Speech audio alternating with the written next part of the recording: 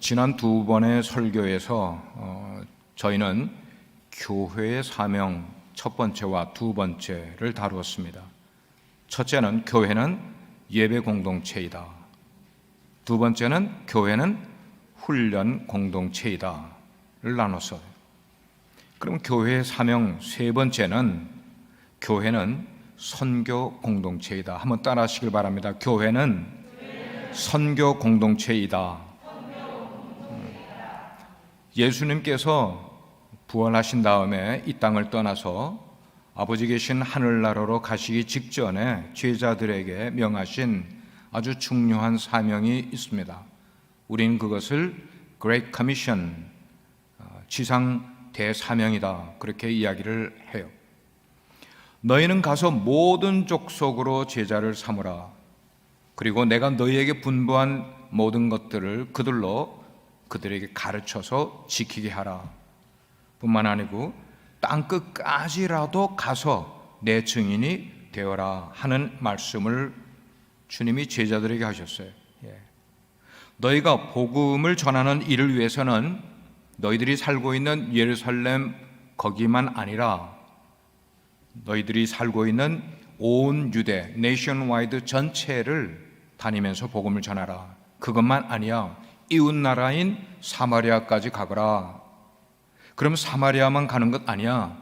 전 세계의 열방에게 찾아가서 복음을 전하라. 그래서 to the utmost of the world, 열방 땅 끝까지 너희들은 가서 복음을 전하라고 그렇게 말씀을 하셨어요.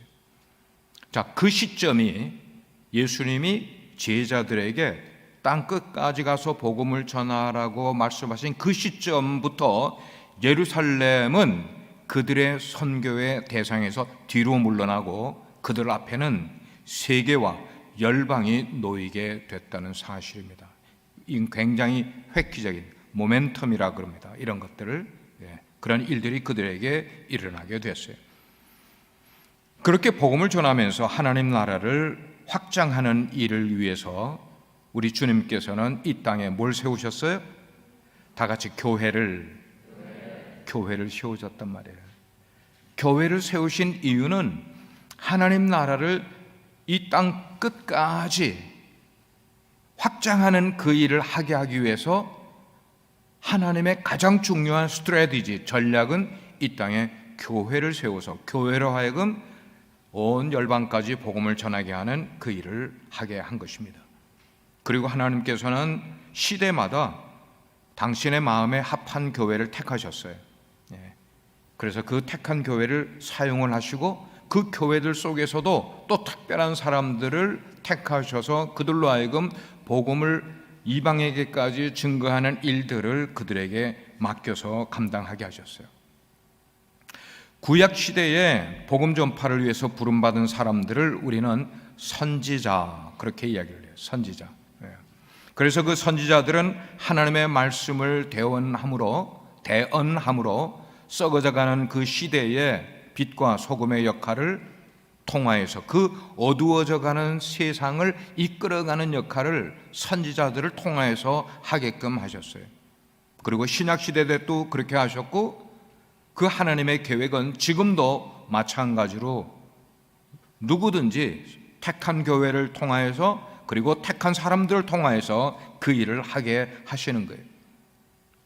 우리가 살아가는 세대가 21세기로 넘어가면서 갈수록 점점 더 험악해져 가고 각박해져 가는 세상에 우리는 지금 살아가고 있어요. 이렇게 각박해져 가는 세상이지만 우리는 이 세상을 향하여, 세상이 너무나 각박하니까 우리는 그들과 함께 할 수가 없다고 해서 벽을 두고 우리는 그들을 대하지 않는 것 아니라 그 속을 뚫고 들어가서 우리에게 맡겨진 역할은 뭐냐면 빛과 소금의 역할을 해야 할 사명을 우리가 부여받은 줄로 믿습니다. 바로 그거예요. 우리가 살아가는 세상이 많이 험악해졌지만, 그러나 그 험악해진 가운데서도 세상 풍조를 쫓아가지 아니하고, 그 말은 이 시대를 닮아가지 않으려고, 그러면서 오히려 하나님이 이 세대를 향하여서 하나님의 뜻을 나타내기를 전하면서 또 잃어버린 생명들을 주님께로 인도하기 위해서 헌신하고 애쓰는 그런 교회들, 그런 성도들이 아직도 엄청나게 많이 있다는 사실이 얼마나 긍정적인지 몰라요. 우린 그런 교회들과 어깨를 나란히 하면서 비전을 나누면서 하나님이 우리 교회에 맡기신 사명을 감당해야만 하는 거죠. 그런 의미에서 무엇이 성경적인 교회인가? 라는 질문을 우리에게 하게 됩니다. 무엇이 성경적인 교회인가? 이 질문에 대한 대답은 하나님 나라를 확장하기 위해서 애쓰는 목회자가 있고 하나님 나라 확장을 위해서 애쓰는 그런 성도들이 있는 교회라면은 그 교회는 성경적인 교회가 맞다. 아멘입니까? 바로 그런 거예요. 하나님이 교회를 세상에 세우신 목적을 아는 목회자, 그리고 그것을 실천하려고 애를 쓰는 그런 성도들이 있는 교회는 성경적인 교회가 맞다는 것이죠. 오늘 본문에 우리가 읽은 안디옥 교회가 바로 그런 교회였었습니다. 그 교회는 당대에 하나님의 선교를 아주 모범적으로 감당해낸, 그래서 기독교 2000년 역사에 선교하면은 항상 거론되는 교회의 이름이 안디옥 교회인 것을 알게 돼요. 여러분들은 모르겠지만 앞으로 10년 후, 20년 혹은 우리의 후손들인 그들이 30년 후에 빛과 소금의 교회는 어떤 교회입니까? 라는 질문을 하게 될 때에 아무 스스럼 없이 빛과 소금의 교회는 선교하는 교회라는 대답이 나올 수 있다면은, 그러면 우리는 교회, 성경적인 교회를 지금 꾸려가고 있다고 생각하게 되는 것이죠.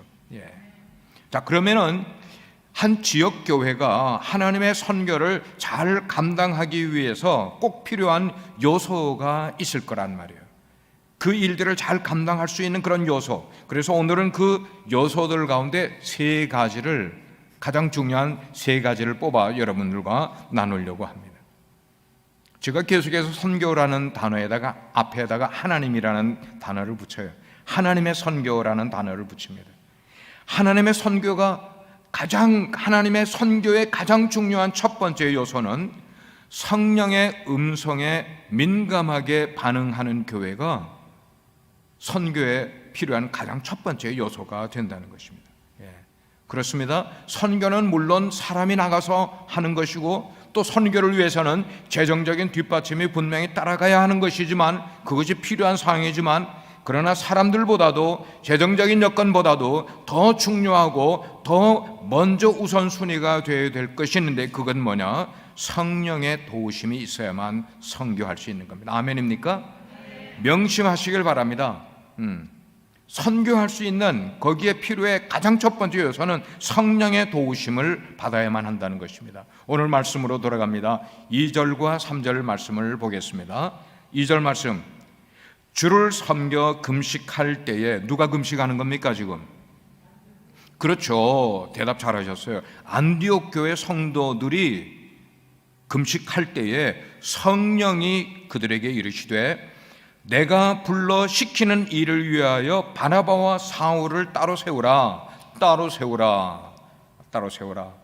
3절, 이에 금식하며 기도하고. 누가?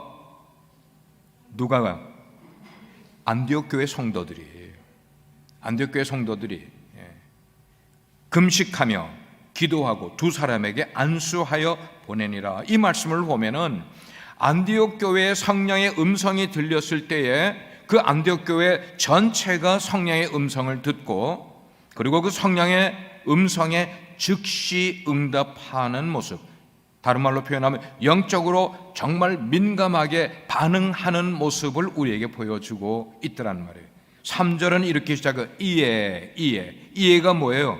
성령이 그렇게 두 사람을 따로 세우라고 말씀하시는 것이 떨어지기가 무섭게 그 성도들이 금식하며 기도하고 두 사람을 안수하여 보냈다, 그렇게 이야기를 하고 있어요. 안디옥 교회 교회들은 교회의 중요한 일을 추진함에 있어서 인간적인 태도를 가지고 교회의 중요한 일들을 추진하지 않고 온전히 성령의 말씀에 귀를 기울였다는 것이죠.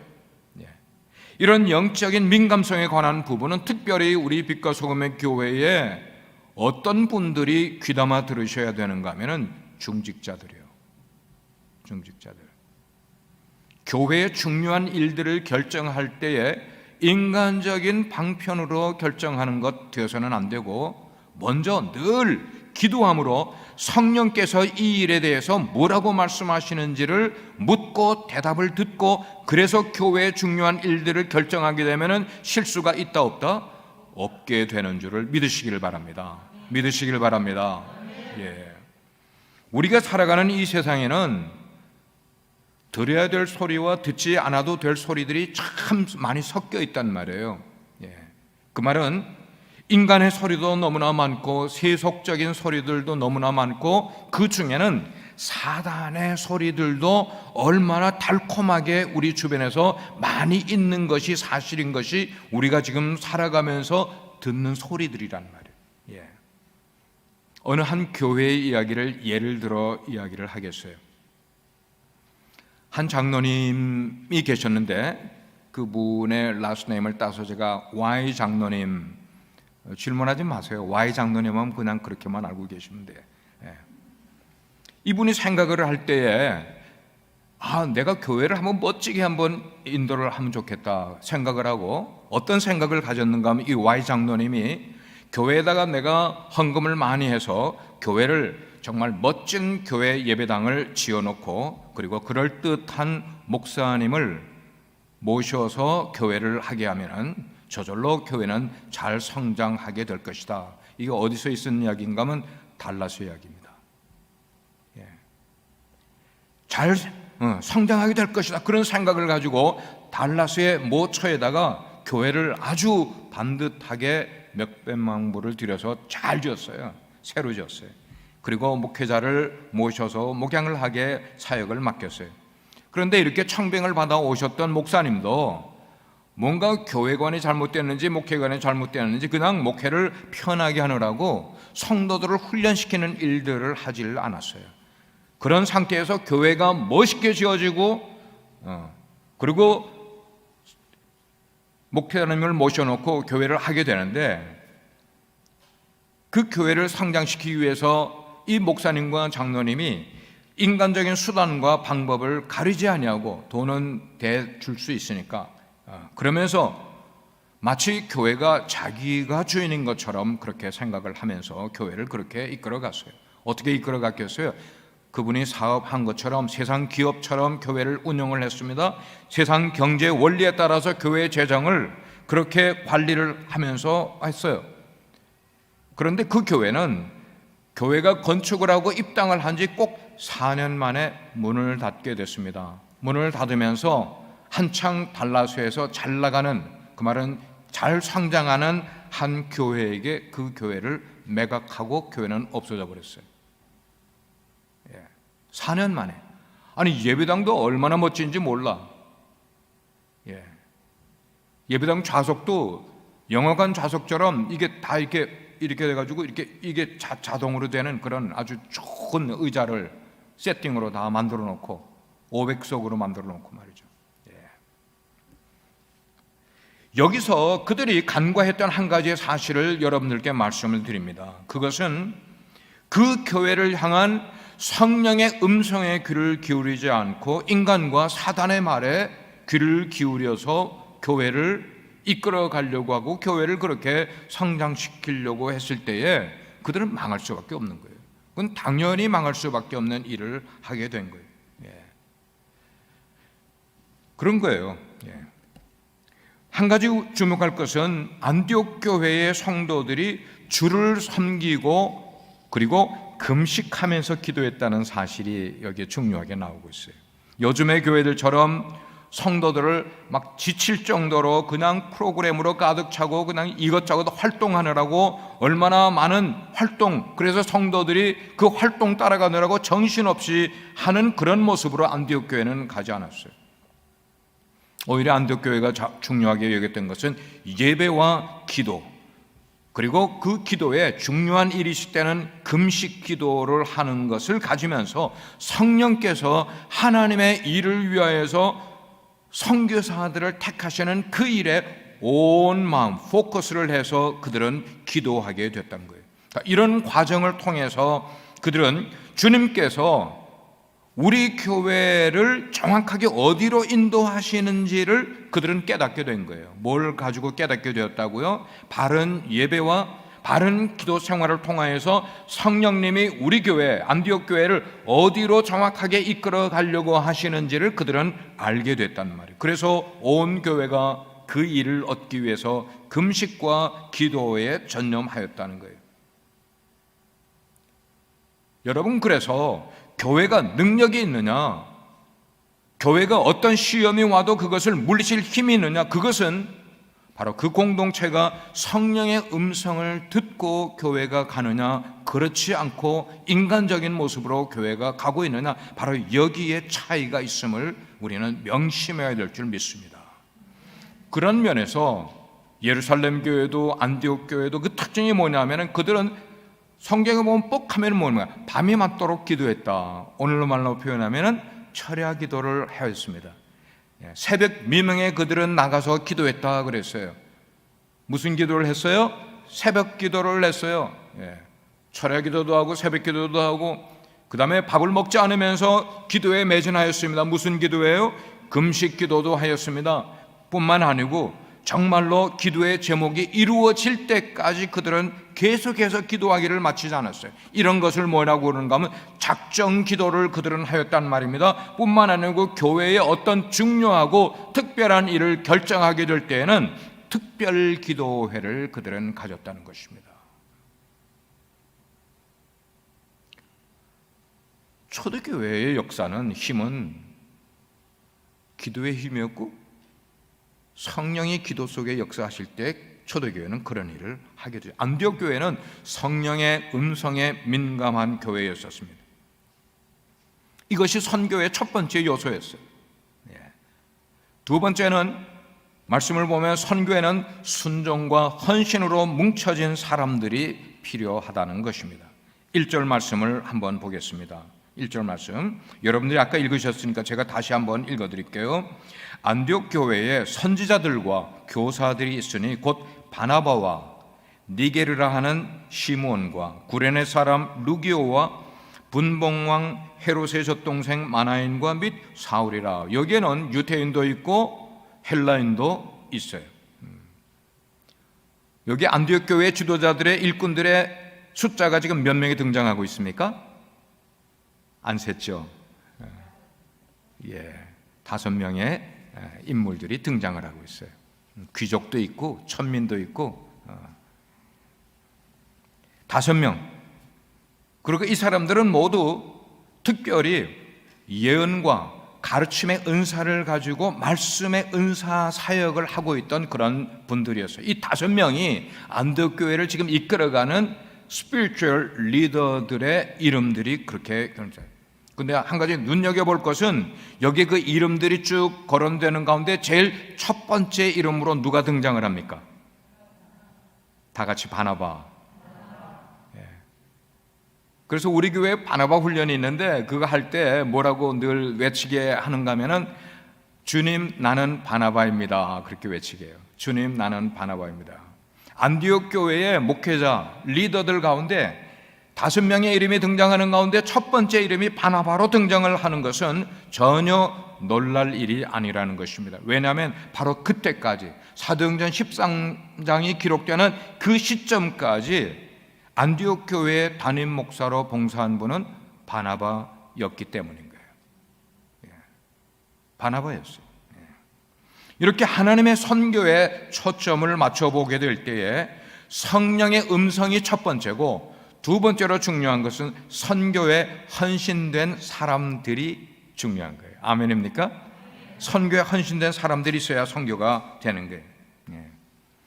1절에는 분명히 5명의 지도자들의 이름이 나옵니다. 그 가운데는 분봉왕의 그 젖동생도 있다. 귀족도 그 속에 포함되어 있습니다. 그렇지만 이 5명들이 다 선교사로 선택을 받은 것 아니라 그 5명들 가운데 첫 번째 나오는 이름인 바나바, 그리고 제일 마지막 5번째로 나오는 인물인 사울이 뽑힌다. 사울이 나중에 누가 됩니까?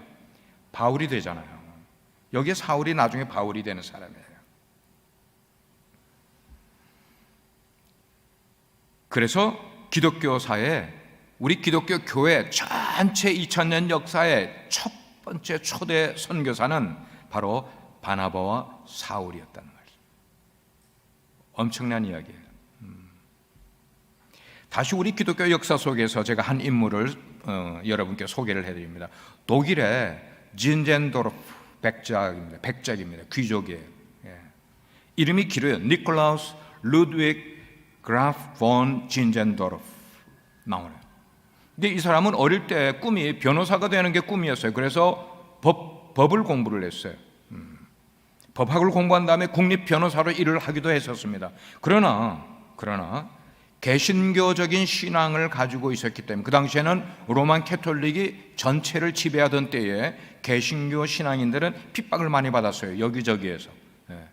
독일도, 네덜란드도, 영국도 많이 핍박을 받던 그런 때였습니다.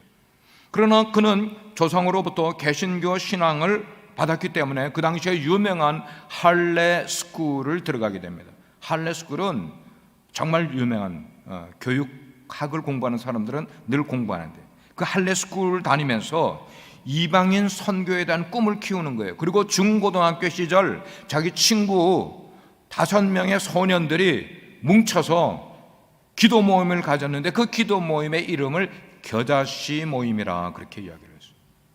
중고등학교 때 이미 될성 싶은 나무는 싹부터 알아본다고, 중고등학교 시절에 이미 5명이 겨자씨 모임이라는 그런 기도 모임을 만들게 됩니다.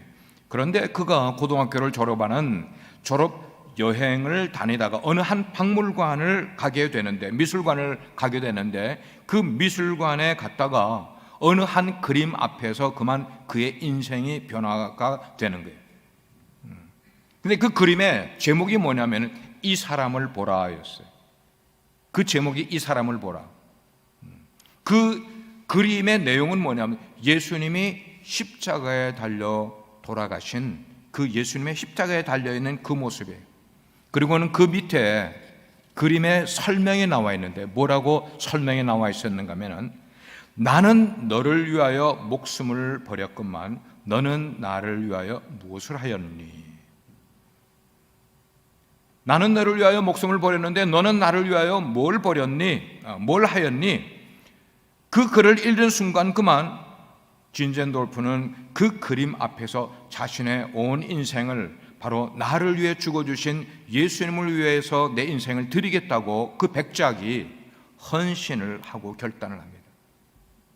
그의 어록에 이런 글이 기록되어 있는 유명한 기록이 있어요. 나에게는 단 한 가지 열망밖에 없다. 그것은 예수님, 오직 그분뿐이다. I have only one passion, and that is Christ. 내 인생에는 아무것도 다른 거는 없어. 온전히 나의 열망은 예수 그리스도 그분 한 분밖에 없어. 그리고는 평생 그는 왕성하게 선교 활동을 펼쳐가는, 특별히 평신도들을 훈련시켜서 많이 선교로 파송하는 그런 일이에요. 그 일이 나중에 누구랑 연결되는가 하면 헤른후트라는 공동체로 연결됩니다. 헤른후트. 이 헤른후트는 개신교 신앙을 가진 목수일을 하고 수공업을 하는 그런 가난한 사람들이었는데, 그 사람들이 자꾸만 핍박을 받게 되니까 여기 쫓겨나고 저기 쫓겨나고, 그런데 가만 들으니까 진젠도르프 백작은 우리 개신교를 정말로 신앙하는 훌륭한 분이다라는 얘기를 듣고, 그 사람들의 일단의 모임들이 진젠도르프에 찾아와 그의 영지 내에서 교회 공동체를 만들게 돼. 이 공동체가 헤른후트 공동체입니다. 여기서 누가 이제 나오는가 하면 모라비안들이 여기서 나오는 거예요. 감리교를 시작한 창시자인 웨슬레가 미국에 가서 전도를 그렇게 하다가 몇 년 동안 전도를 하다가 한 명의 결신자도 얻지 못하고 다시 돌아오는, 영국으로 돌아오는 그 배에서 풍랑을 만나 모든 사람들이 풍랑 때문에 죽음의 두려움에 떨고 있는데, 일단의 사람들이 찬송을 부르고 기도하고 있는 사람들을 보게 됩니다. 그 사람들이 누구였느냐? 모라비안 형제단들이 있어요. 바로 이 헤른후트 형제단들이었단 말이에요. 이 사람들은 목숨을 내놓은 사람들이에요. 선교를 위하여 목숨을 내놓았기 때문에 이런 풍랑의 죽음쯤은 우리는 두려워하지 않는 그런 사람들, 웨슬레가 그들을 보고 돌아와 회개를 하는 겁니다. 내가 복음을 전하러 갔다가 전하지 못하고 폐색이 지서 돌아오는데 이 사람들을 보고,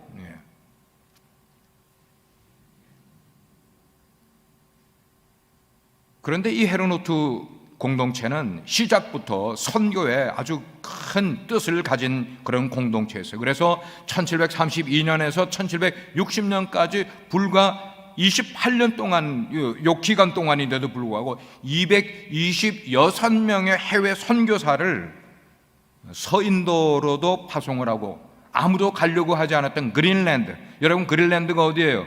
저 북쪽 끝에 북극이 있는 그린랜드, 그리고 미주 인디언들이 있을 때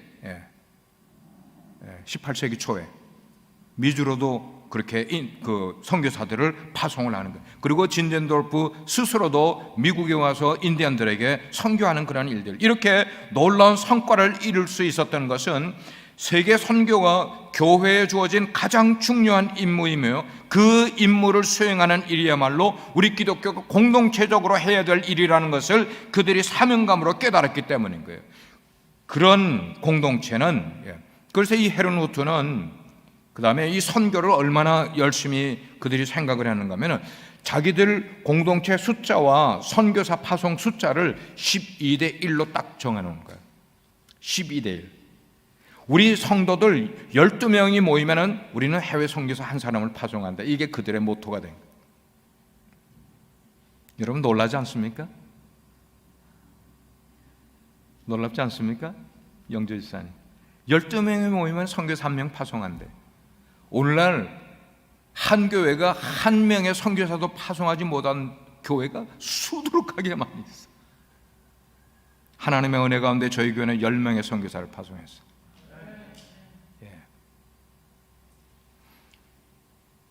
정말 멋진 교회예요. 이렇게 두 번째 선교에 필요한 것은 정말로 헌신된 하나님의 일꾼들, 선교사들이라, 사람들이 필요한 거예요. 자, 그러면 마지막 세 번째로 선교에 필요한 세 번째 요소는 뭘까요? 우리 태식 집사님, 세 번째는 뭘까요? 첫째는 성령의 도우심입니다. 첫 번째 성령이야. 두 번째는 사람들, 헌신된 사람들이 필요해. 그러면 선교에 필요한 세 번째는 뭘까? 수진 사모님, 고개 숙이지 말고 뭘까요? 하하. 이 삼박자가 이게 딱 그렇게 맞는 거죠. 세 번째 필요한 건 뭘까? 뭐니 해도 뭐다? 뭐니다.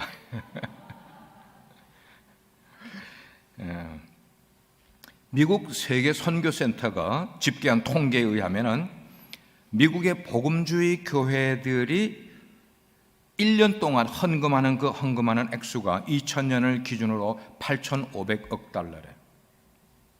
놀랍지 않죠? 미국의 복음주의 교회들이 헌금하는 헌금 액수가. 그런데 만약에 그 금액 가운데 0.2%만 선교와 그리고 교회 개척하는 일에 투자를 하게 되면 전 세계에 12,000곳의 교회 개척을 도울 수가 있게 된다는 통계가 나옵니다. 세계의 기독교 신자들이 많은 나라에 달리 있지만 그 가운데서 그래도 대체적으로 신앙생활을 열심히 한다고 하는 이 미국, 우리가 살고 있는 이 미국, 그래도 세계의 마지막 보루를 쥐고 있다는 이 미국, 이 미국이 점점 영적으로 더 타락해 가고 있고 기독교 가치관들이 점점 더 사회 저변에서 무뎌져 가고 있고, 이것이 정치에 이용을 당하고 있고, 이 기독교 신자들의 삶이 비신자들에 의해서 자꾸만 냉소적인 대우를 받고 손가락질을 받고 있는 바로 이 시점에서도 여러분 기억해야 될 것은, 우리는 그렇게 해서 많은 우리 할 수 있는 일들을 지금 잃어버려 가고 있는 이 시점에서도 하나님께서는 여전히 전 세계 열방에 걸쳐서 계속해서 선교를 너무나 열심히 하고 계신 분은 바로 하나님이시라는 겁니다. 아멘입니까? 아멘입니까? 하나님은 그 일을 하고 계세요. 예. 이것을 미스요 데이, 하나님의 선교라 이렇게 일컬어요. 선교는 인간이 하는 것 아니라 하나님이 하신다는 거예요. 예. 이 세 번째 요소인 선교 헌금, 선교 재정, 예. 이 선교 헌금에 관한 성경에 가장 유니크하게 언급한, 그것도 특별히 해외 선교에 대해서 언급한 내용이 고린도후서 8장과 9장에 나오고 있어요. 예. 그 고린도후서 8장과 9장에 나오는 내용들에는 국경을 넘어서 해외에 있는 교회를 향한 선교 헌금의 원리를 설명해 주고 있는 내용이 바로 고린도후서 8장과 9장에 나와 있어요. 예. 이 성경에 등장하는 첫 교회, 예루살렘 교회였어요. 예루살렘 교회가 성령 충만 받고 하루에 나가서 전도하니까 막 3,000명이 구원을 받고 침례를 받고 하는 역사가 일어나서 남자들의 숫자뿐만 아니고 여자들까지 하면은 예루살렘 교회는 한 10,000명 정도의 어마어마한 규모를 갖게 되었었어요. 예. 그런데 우리가 아는 것처럼 사도행전 2장으로 넘어가게 되면은 예루살렘에 기근이 들게 돼요. 이 10,000명이 넘는 성도들이 경제적으로 큰 곤란, 나중에는 먹을 것이 없는 일들로 인해서 어려움을 겪게 되는 거예요. 그래서 사람들이 가정에서 먹을 게 없으니까 어디를 찾아가는가 하면 교회로 찾아가는 거예요. 그래서 교회에서는 구제 헌금이 그때부터 시작이 되었었어요. 예.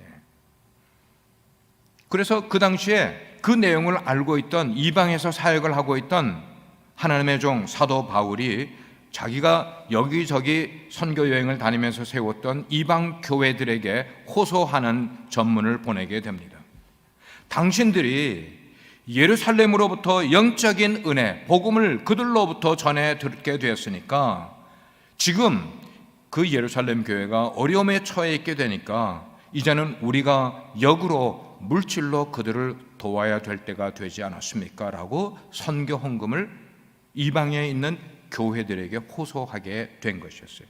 자, 그 내용 가운데 고린도 교회가 등장을 하는데, 고린도 교회는 바울이 세운 여러 교회들 가운데는 물질적으로 가장 부유했던 교회가 고린도 교회였었습니다. 그런데 그 고린도 교회가 고린도후서 8장 10절을 읽게 되면 그 내용이 자세하게 나와 있습니다만은 1년 전에 우리가 예루살렘 교회에 헌금을 하여서 그들을 돕겠다고 약정을 해놓고는 1년이 지나는 동안에 그 약정한 내용들을 실천하지 못한 내용들을 누가 알고 있었는가 하면 사도 바울이 그걸 다 알고 있었어요.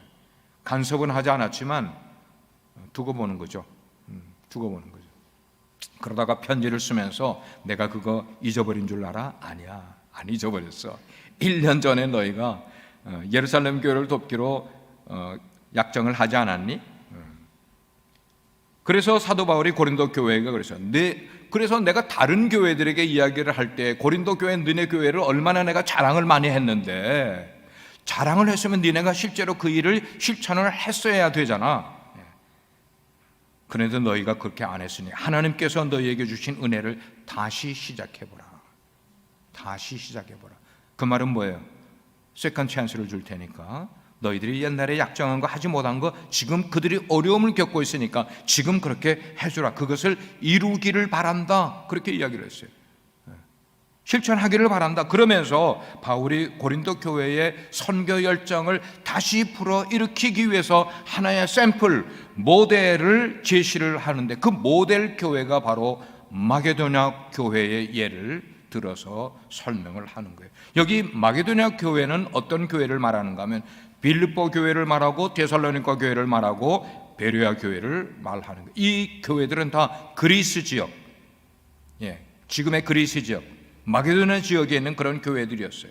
이 마게도냐 지역은 그 당시에 로마의 통치하에 있는 곳이었기 때문에 실제로 성경이 기록한 내용을 보면은 그들은 다른 나라들보다 훨씬 더 어렵게 가난하게 그런 살고 있는 그런 지역이었어요. 그런데 하나님께서 사도 바울을 통하여서 그런 가난한 교회들을 선교 헌금의 모델 교회들로 제시하고 있는 점 굉장히 아이러니하다는 거예요.